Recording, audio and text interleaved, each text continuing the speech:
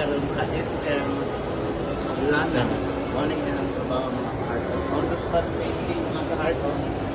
Dili lang, kung isa itong nangita ko on the spot painting, dili lang ang body pinampas. It's 800 pesos only.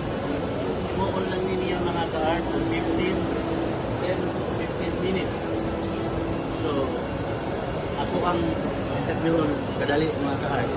Rol, kaning hantod karon sa kaning kuan dali ro? Ano yan? Hantod October 1. Okay, hantod October 1 lang yung mga ka-art. Diin, kung kinsa tong gusto maka collection of perma ni Rolly Pinampas, panahon na ninyo diri, adto lang diri sa Lanang SM. Okay. Kini murag kabalo ka. Ilan naman siguro mo ani si katong Steven Tyler. nagkanta sa kuhan. Aha. Basta sikat nga singer. So, hantod 31 lang niya sila tungtod, no?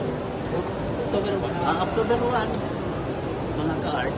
So, kinsa man tong ulito na to, o kinsa man tong gusto mag ka-signature ni Rolly Pinampas, at lang mo diri. So, daghang salamat. Thank you.